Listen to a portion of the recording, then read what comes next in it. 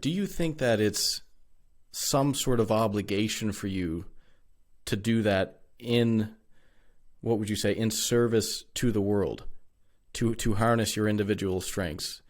Or do you think there should be maybe a balance in between that and the subjective enjoyment in it? This can get very tangly really quick, but I'm really interested to know what you say. Is the question clear? I think so. I'll try to answer it, and then you can tell me if it's clear or not. Yes, absolutely. You have an obligation. That is a duty to pursue what it is that you can contribute to the cosmopolis as a whole. That's part of Stoicism. So what role do I play in the cosmopolis? And for some of us, that might mean going into politics. For some of us, it might mean running a business. For some of us, it might be just being a parent. So you have to find your role, and I think it's inappropriate for others to judge what your role may be. I mean, I think one of the unfortunate side effects of modern society is we've become so homogenous. There's this concept of everybody has to be a certain way. You have to go to college, and you have to get a degree, and you have to, get a job at this stage, and by this age you should be doing this, and you have to get married, and you have to have children, and that's not necessarily true for every single person.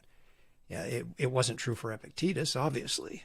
It wasn't true. Right. Marcus Aurelius is a good example. Marcus didn't want to be an emperor. It's clear he wanted to be a philosopher. That's really where his heart was. He wanted to be a philosopher, but he realized, based upon the circumstances that had occurred in his life, that the cosmos was calling him to be an emperor, and so his role was to be the best emperor that he could be, not to be the best philosopher he could be. But he didn't have to abandon philosophy to be an emperor, and in fact, arguably he was a better emperor because he was a philosopher. Yeah. So I don't know that. Now, the other part of that is, should I ignore that to seek some kind of pleasure? Well, that's very Epicurean. If I'm going to ignore my role, ignore my duty, and seek what feels good, or not even necessarily feels good, but just what what allows me to find a state of ataraxia, no tension, no distress. Yeah. That's very Epicurean. And again, a lot of people try to do that, try to remove the stress from their life rather than saying, well, I need to learn how to overcome the stress, how to deal with that stress. And that doesn't mean that we invite these things into our lives, but you're not going to be a human being living in the world and not experience stressors. That's just a part of human life. Yeah, I've always found that, it's so interesting when you talk about that idea of people wanting to remove challenge and adversity in their life. And when you hear that, it sort of makes sense and understandable. But I've always thought about it somewhat like if you go into the gym. So, okay, let's say you're new to the gym. You go into the gym and you have a coach and they're teaching you how to squat. You can go in there and they can put on weight on the bar. But what do you want? Do you want to be able to lift that weight? Or do you want the coach to take more weight off the bar so that you feel subjectively stronger? You feel like you can do more and you feel stronger, but there's no weight on the bar. Like, what people want is they want strength. Fundamentally, is they want strength.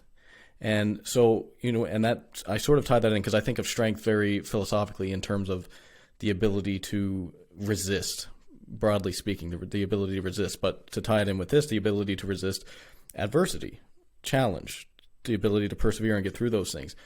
And so, like, no one goes to the gym to remove weight. People go to the gym because they want to get stronger. They want to be able to handle more adversity. But then when you throw things like the real world, things that happen to us on the daily, because they're so uncomfortable and a lot of times, obviously, they're completely out of control, people sort of they feel like they're, and in many ways, they lean towards comfort. And I feel myself doing that as well, and and I don't think I do it as much as most people because I lean into discomfort quite a bit. But I do feel sometimes that naturally we lean into comfort. And I think it's particularly easier in our Western world now in so many ways.